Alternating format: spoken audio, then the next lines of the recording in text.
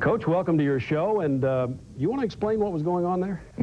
Well, I told the team Monday after our workout that we were going to run some striders, and they thought I should be included in that we. I noticed you picked the big guys to run with. Well, I felt a little more comfortable running with that group. I've tried running with those DBs and wide receivers before. I just can't keep up with them. You going to do this after every victory? I think until we get in shape. Okay. Speaking of victories, Bill, congratulations on that one Sunday in the opener down in Cincinnati. I mean, 28-20. Exciting ball game, and it was a tough ball game, but we talked about it last week. That's really what you expected. Yeah, it was everything we expected, Jim. It was a hard-fought division game, interstate rivalry, two teams that really got after each other. There was a lot of good physical hitting out there in the game, and you know, we had a few more big plays than they did, and fortunately came out on top. All right, now there's an old saying, from the frying pan to the fire. You go right back into a even bigger rivalry this weekend. Right, well, Pittsburgh at the stadium, that's two division games back-to-back. You really can't get them any bigger than that. All right, we're going to talk about Pittsburgh in just a minute, but let's go back to the Bengal game. Bill, you said it was a very exciting game, hard-fought. There were all kinds of elements that went into that victory, the big plays for the special teams, but I think I'd be remiss if I didn't make a comment about Leroy Horde. He played exceptionally well, hard-running, even though he put the ball on the ground a couple of times. You stayed with him, and he really sort of set the tone for the game, didn't he? Yeah, I thought he really did, Jim. I thought early in the game on that first kickoff and when he handled the ball early in the game that he ran with a real attitude, was physical, broke some tackles, had a nice run on the touchdown catch where he got by Francis and Darrell Williams. And I thought he really gave our team a little spark and a little bit of a good, positive, tough attitude at the start of the football game. Well, Bill, I know you don't get much of a chance to enjoy the victory past, but before we get on with the business of the Steelers, let's take one more look at the highlights from that big Browns win over the Bengals down at the Jungle, right here.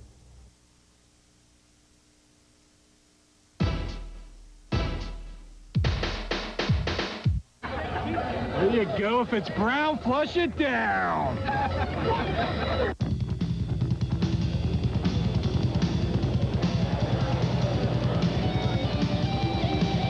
Fake handoff goal. Hardell wide open.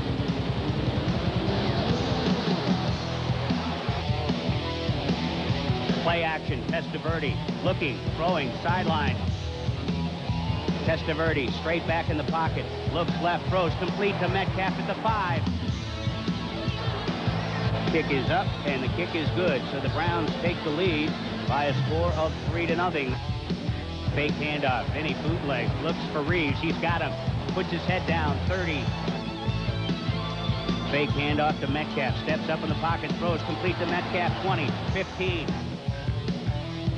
Vinny bootlegs again. Throws complete to Horde at the 8. Puts his head down. Fights through a man. And bursts into the end zone. Touchdown, Cleveland Browns. From the hold of Tom Tupa, they go for 2. Tupa puts his head down and runs it in for a 2-point conversion. Right now, it's a point where we can start to put them away. Play action. Klingler throws. Green wide open. Up the sideline. Hands off to Green. He didn't make it. Get it. Oh, you gave it to him. Late ball.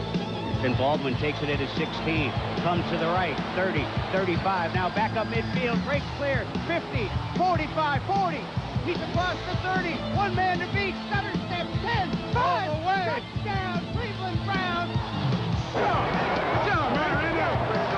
Scott goes in motion on 2nd down and 10. And Klingler could barely get out from under center.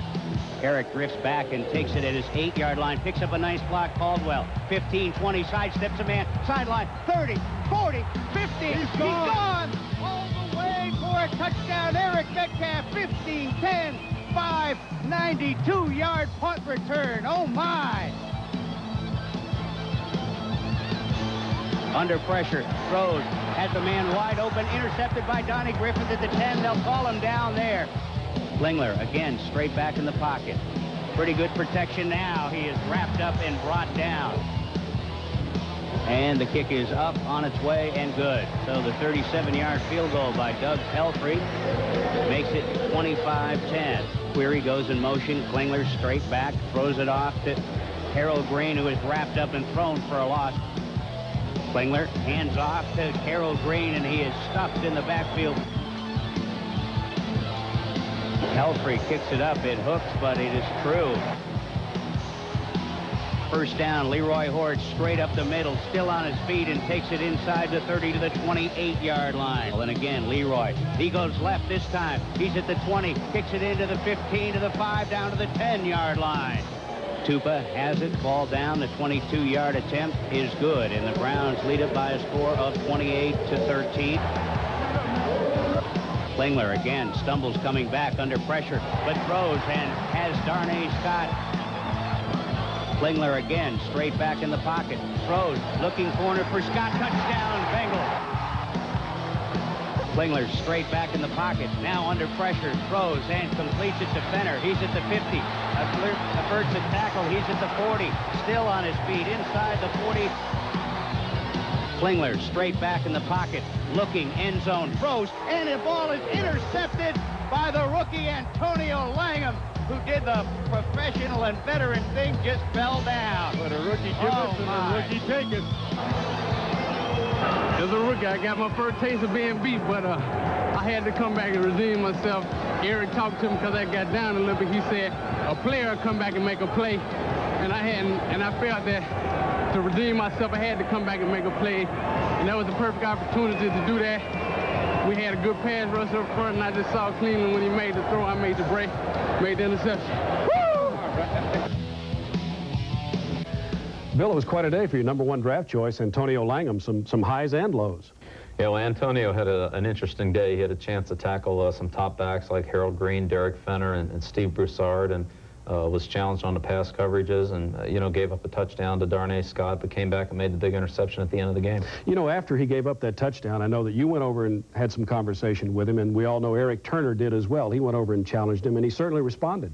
Well, he really did, and I think it was a good experience for Antonio. Every cornerback in the league has given up a completed pass and a touchdown pass, and they've got to battle back, and Antonio did, and the idea is just to make more plays than to give up, and in the end he did that. That illustrates the sense of teamship, too, here, and the comradeship that exists on this team, too. The veterans come over with the rookies and say, hey, look, we got to play this game, let's go.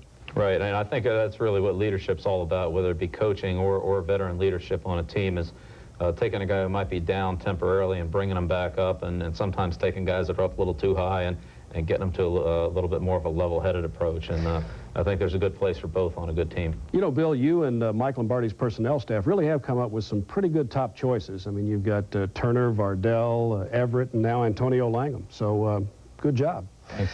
Hey, when we come back, we're going to get you and the coach ready for this showdown against the Steelers by reliving a memorable moment from this very intense rivalry. Stay with us. Than they were last year when Eric Metcalf returned those 2 kicks to help the Browns beat the Steelers 28-23. May seem like a silly question, but what are your lasting memories from that game? Well, naturally, the 2 big punt returns, but I think even more than that was the excitement and the enthusiasm that was generated when Eric returned that last punt 75 yards with a couple minutes to go in the game to beat the Steelers. The rivalry is so intense, and there's such a lot of emotion in the stadium, the fans. You could just really not only hear him, but feel the thundering going on as he was going down the sideline. I know. Remember standing there, you sort of looked up and said, this is really what it's all about. Yeah, that's about right. Okay. Let's relive that great moment last year when Metcalf did, in fact, help the Browns beat the Steelers. In this Browns memorable moment, number 21 gives us a 2-for-1 performance. When you put your minds to it, there isn't anybody in this league who can beat you. Yeah, now, I'm going to tell you something. You enjoy it. Yeah. Now, I'm going to give you some good news. The Cleveland Browns won. Yeah. And they are the place we're going next week to find out who is in first place. Think about it, baby. Week 8 of the '93 season brought another classic Browns-Steelers AFC Central matchup, which was truly a memorable moment. With the Browns leading 7-0, Eric Metcalf was ready to begin his greatest game ever by returning a Mark Royals punt 91 yards, giving the Browns a 14-0 lead in the second quarter.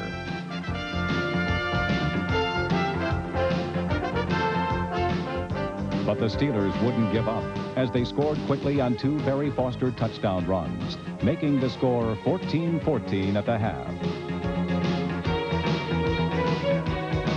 After 2 Gary Anderson field goals and a Testaverde to Wolfley TD pass, Scott O'Brien's special teams were ready one more time. with little more than 3 minutes remaining in the fourth quarter and the Steelers leading by 2 points. Metcalf worked his magic one more time and tied the NFL record for touchdown punt returns in a single game, giving the Browns a 28-23 AFC Central Division win.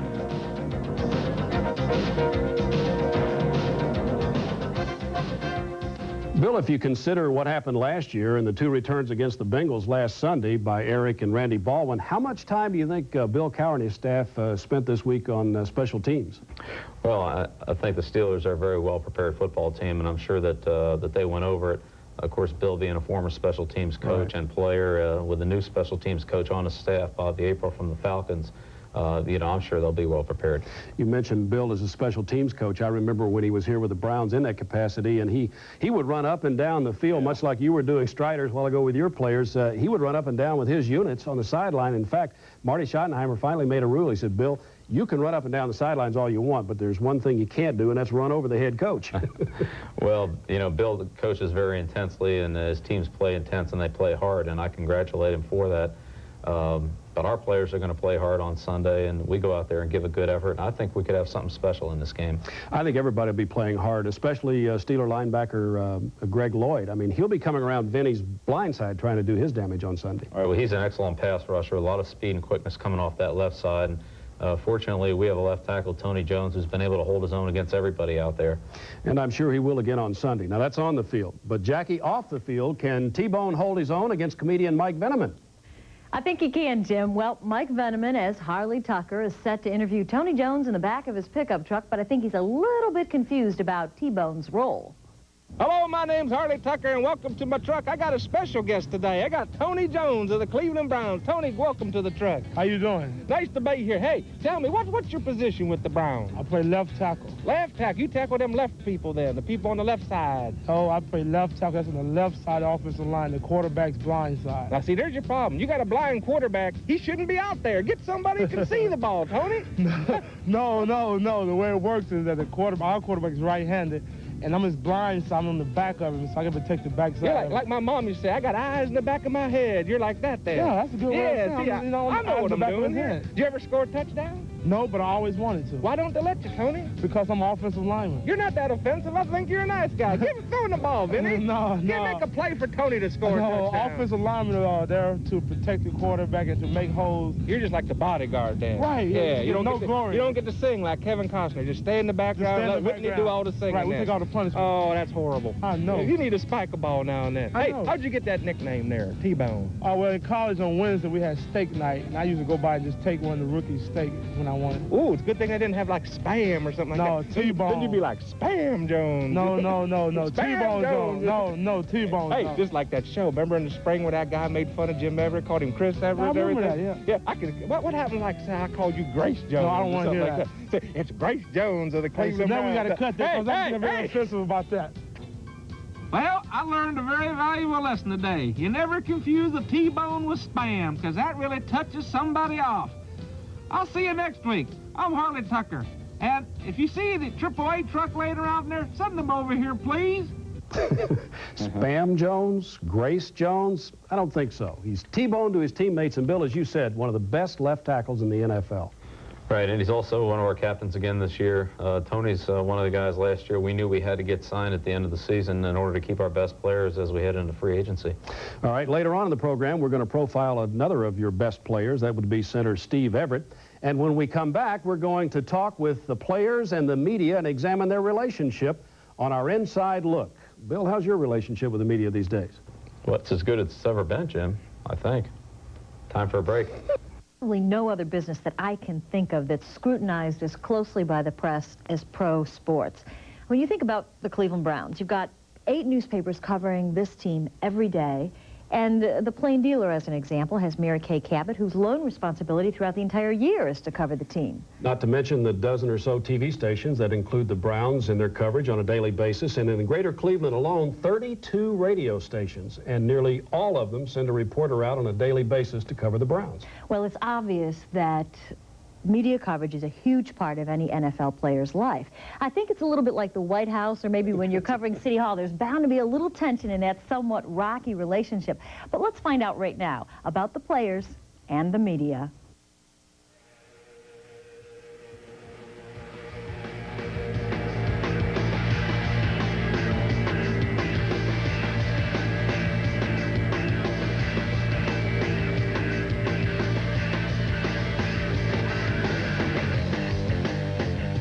place in the division. How important? How important?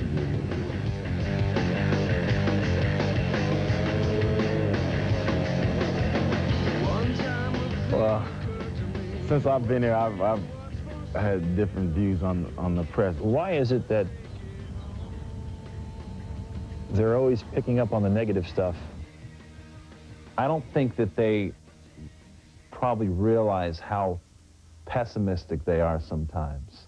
I think our stories come out after the fact, so it's not like we create the losses. We don't create 3-game losing streaks. We report on 3-game losing streaks. If something negative happens, then it obviously has to be reported. I think the players sometimes think that all of us across the board are out to get them in some ways. We're blamed for everything. If the source is kind of iffy and, you know, I really don't think, you know, I think they might just be trying to dig something up or sell newspapers, and I'm not even going to bother. I just feel like there's not enough good stories in the media. We're 5-2, and you know, there are articles daily about, you know, well, what are we going to do about this, or what are we going to do about this, or, you know, what's wrong with this group of players, or, you know, and it just shocked me. Well, my response is it's 1994, and in this case, with this team, they haven't won since 1989. If you win, you get positive reporting. Most of the questions, the hard questions we ask after a loss are what the fans want to see. Sometimes you just have to report the news. A player might not necessarily always want to do the things that he might have to do on the field either, or run gassers or whatever, but there's parts of our job that we have to do. When I came in my first year and I thought I was playing pretty well and doing a lot of things to help the team, and the press was printing good things about me or saying good things about me on TV, and I felt good about that. But then I come back the next year, and I'm the same Eric Metcalf if you ask me, and I'm just not getting those opportunities I was getting the previous year, and then the press is down on me. That's probably one of a tough job for us because we ride with the roller coaster of the team. There's almost a feeling of almost getting there but not quite. That kind of expectation of you know, we almost had it, but we didn't quite get there. But you know, we're living with you and we died with you. And I think that kind of mentality is not the kind of mentality that's going to produce winning. And I mean, I would like to see that change. Sometimes we need to concentrate more on the good stories rather than, you know, who got busted for drugs or... Is it necessary to put that stuff in the paper today? My personal opinion, I don't think it is. Main thing you have to do as a reporter is you have to remember those are human beings, too, that you're dealing with. As you probably know, I've had my qualms and my fist fights with the media and tried to, you know, handle things as best as I could. Had a period where I didn't talk to the media at all. But I think the biggest responsibility is fairness to each one, from one party to the next. I mean, I know if I was a player and I just lost the game and I come in and here comes these reporters with their little pads and microphones, I'm not going to want to talk to them. I think it's just part of the game, part of the position that I play. And I think I've learned a lot over the past 7 years being in the NFL about the media and about how the public perceives what the media says. You know, Jackie, I think both sides of this great debate realize that the other party has a job to do, and as long as they do it with honesty and respect, and I don't think anybody has a problem with it. Well, a little honesty from Steve Everett. When we return, stay with us. If he had to pick one of his linemen to follow on an important play, who would it be? And his answer was Steve Everett. Well, you know, Steve is really the talk of the town. When you think about it, he comes in last year as a rookie, has an opportunity and actually beats out 8-time Pro Bowler Jay Hilgenberg for the job and has won the admiration of other players and the coaches in this past training camp for playing like what he's becoming, one of the best at his job. And Jackie, you know, he is talked about because he is a little different. Well, unusual, maverick, a little different, all these words apply. You take a look and decide.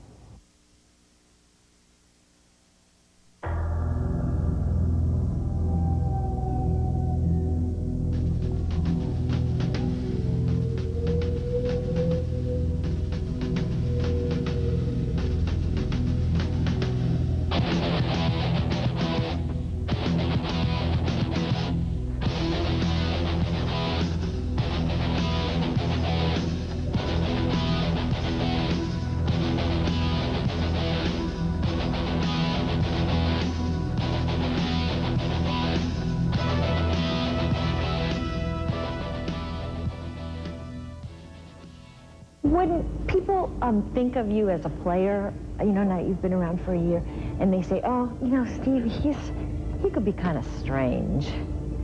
Why do people say that?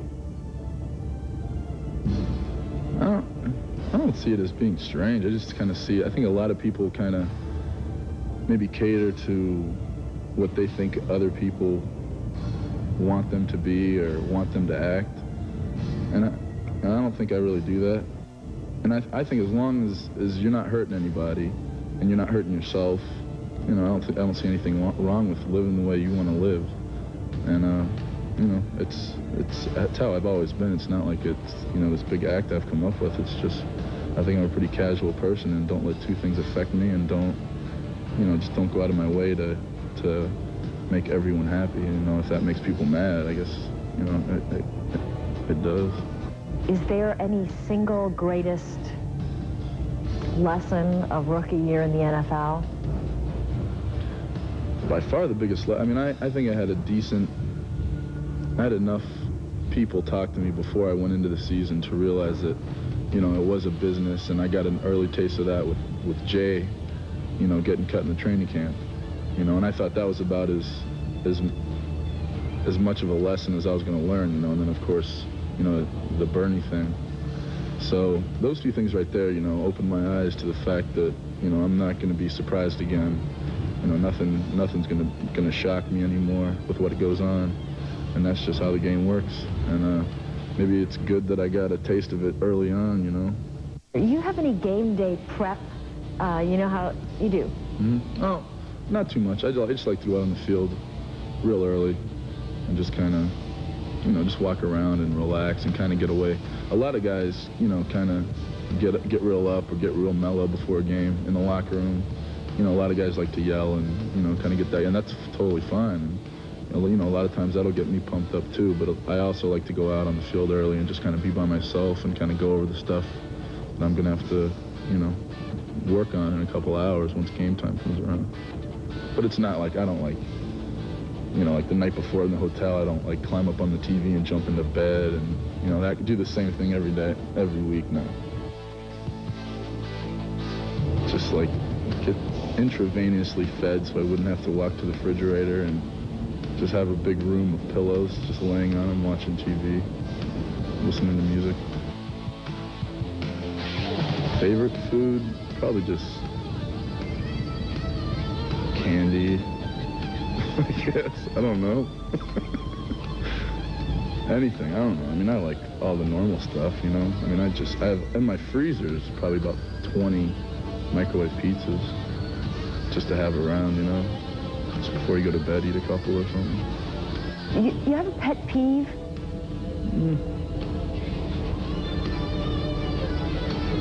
Probably just having to be around something that I don't want to be around, or listen to something I don't want to listen to, being forced to do something that I don't want to do.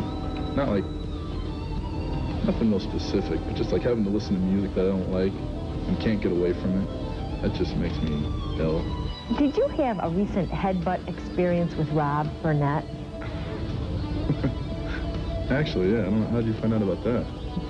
Tell me what you know. I don't know. We always fight about music in the weight room. You know, Rob wants to listen to this rap, you know, and I can't really get into that too much. So I go ahead and throw on something that I want to hear, and, you know, kind of push came to shove, and we started screwing around. And I told him I was going to headbutt him, so he said, all right. So he grabbed the back of my head, and I grabbed his, and we went at it, and I got him a little low. You know, if you get him right in the forehead, it doesn't really hurt either person, but it looks good. But I got him a little low and got him on the eye, and he had a shiner going for about a week, so he said he's going to get me back. So I keep looking over my shoulder. Ouch, you know, headbutting teammates. I mean, can't they flip a coin to decide what music they listen to? Headbutting and unusual clothes and interesting diet. I think that's all part of the Steve Everett profile. But you also have a good student, fine arts major from the University of Michigan, and a player who's become a hero of sorts with the public relations department here at the Cleveland Browns because of his willingness to spend time with the fans and also with a number of local charities. Yeah, but he's a nasty blocker. Nasty blocker. Okay. Now, the guys that Steve snaps the ball to here on the Browns are quarterbacks Vinny Testaverde and Mark Rippon. And when we come back, we'll go inside the huddle with Vinny and Mark right after this. Our Vinny and Rip on life as a quarterback in the NFL.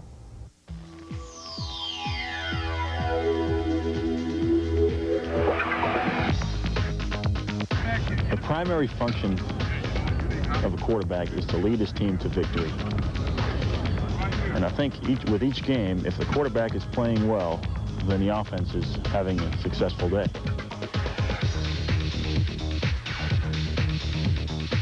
I think every quarterback that plays, to some degree, not only do you have to lead by example by making plays, but you also lead by what you do on and off the field.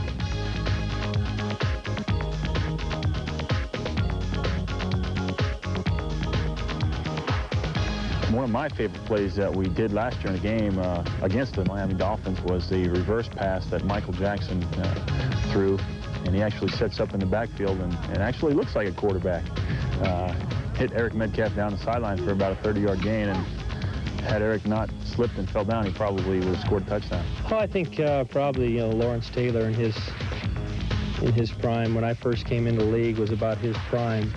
To watch him and the force that he was. A guy like Reggie White, anytime we played Philadelphia, we knew we were going to be in for a ball game.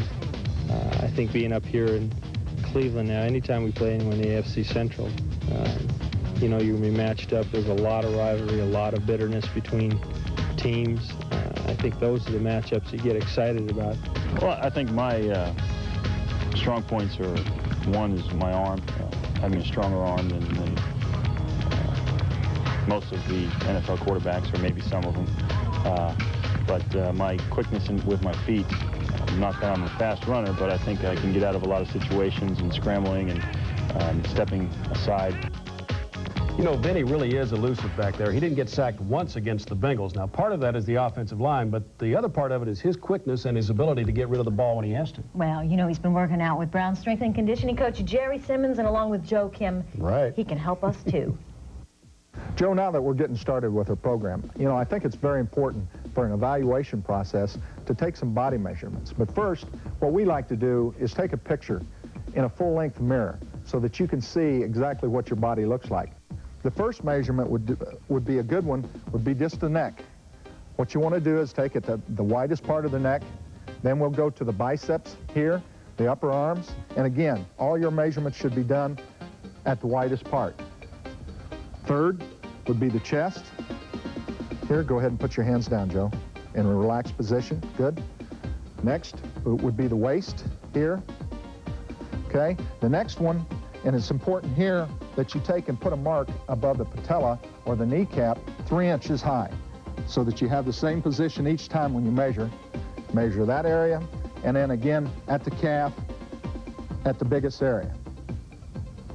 Okay? Mark those down on the back of your picture, and that'll be our body measurements. Now that we've done our body measurements, we're going to do our strength testing. And here, Joe's already started with these push-up tests. Here, he's going to be shoulder width with his arms, flat back, as you see here, and he's going to go as many as he can. If you can't do a regular push-up, then go to your knees with your ankles up, and again, the same type procedure, shoulder width. Next, we'll go to a wall set. Now, in this test, as you can see, Joe is at a parallel with his knee joint and his hip joints with his arms crossed.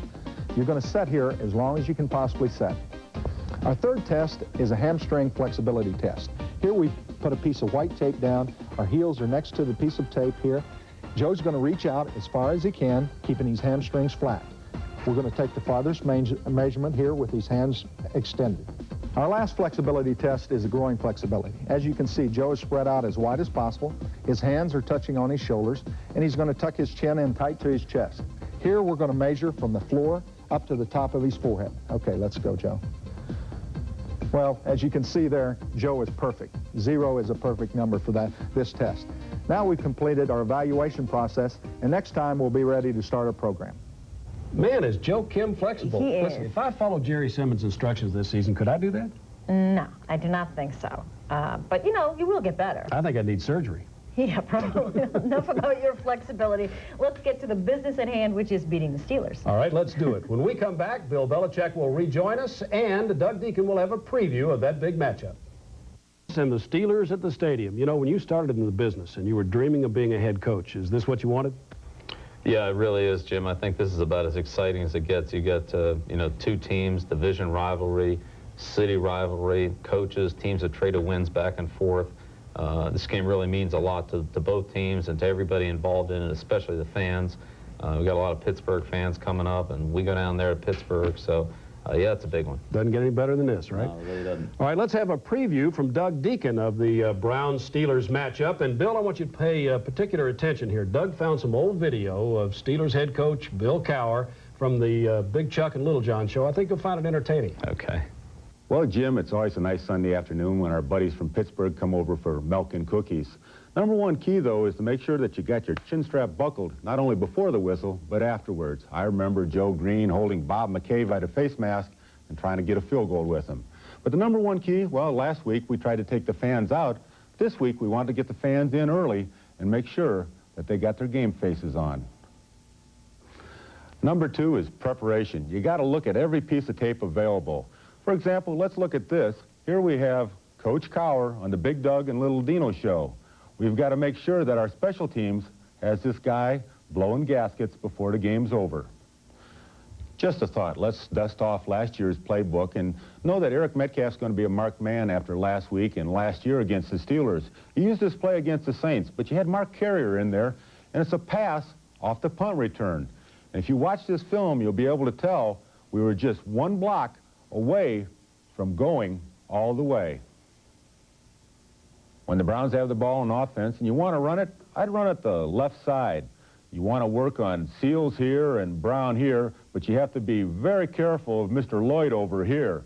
And on the inside, you got to get the scoop and get Kirtland and Steed out of the play. As you can see, the Cowboys ran it with a lot of success with Emmitt Smith cutting back. In the passing game, I wouldn't be opposed to throwing that ball on first down. And when you do, maybe work on Figures over here, who's in his second year. But one key is to make sure that you have a big body on Kevin Green, number 91, be it your tackle or a fullback or tight end in the backfield. As you can see, the Cowboys did it, and they had some success. Bill, Cowher looked a little different there, didn't he? He did. I'll tell you, I'm going to have to be careful what tape Doug Deacon hauls out of here. Maybe so. Let's get to a serious note now. He mentioned keeping the fans in the game, getting them in early. How important is that? Well, I think it's very important. I think that's a big part of the home field advantage, making it tough for the opponent to hear their signals offensively and some aspects of the kicking game. And also just the enthusiasm that the crowd brings can take your team to a higher level. I think that's big. All right, you obviously would expect Metcalf to be a marked man, as he is every week. Doug also mentioned that throwback. Might we see that Sunday? Well, no, not now. I'm not going to run it now. Gave it away? Okay. What about his talking about your running game and going after Seals and Brown?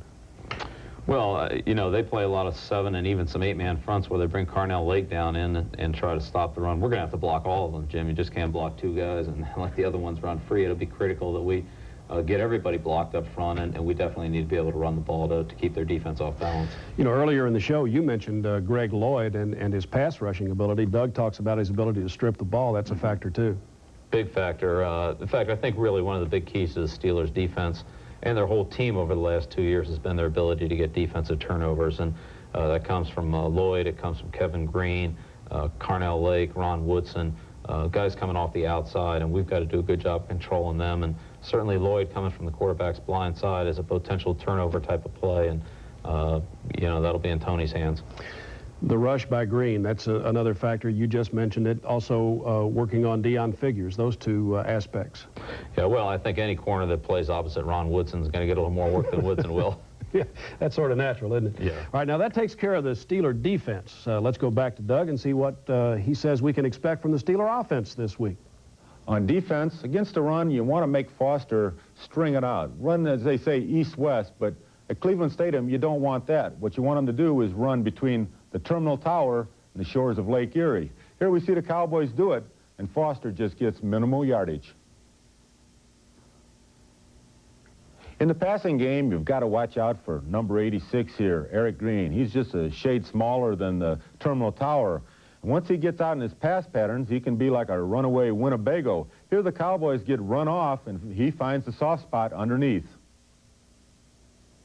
Another key for the Browns' pass defense is to show O'Donnell a lot of different coverages. As you can see, O'Donnell here gets confused when the Cowboys give him different looks, and he has to pull the ball down. He's not going to make a living running with the ball like this, let alone he might get hurt. Friends are friends, and old roommates are old roommates, but when the Steelers play the Browns twice a year, he's the enemy. So let's send my old buddy, Coach Cowher, home with a big old frown on Face's face. You know, Bill, you heard Deke refer to Cowher as Face. They were roommates when they were on the Browns together, and that was Bill's nickname, Face. Can you figure that out? Yeah. Let's cover seriously the points Deke did on that report. What about making Foster run sideline to sideline?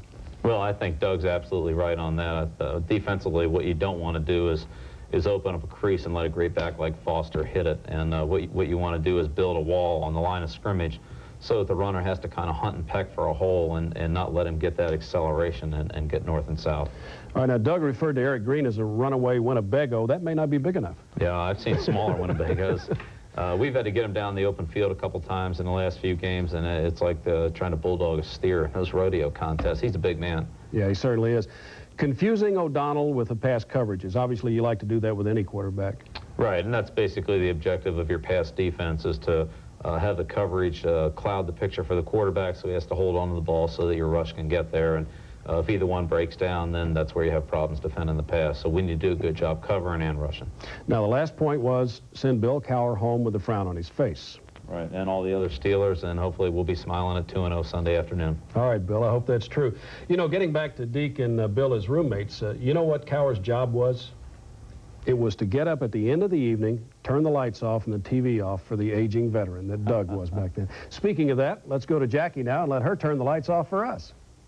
Thanks, Jim, but before it's lights out, let's take a quick peek at next week's show. We'll have a profile of Rob Burnett, and we'll pay a tribute to Leroy Kelly and his induction into the Hall of Fame.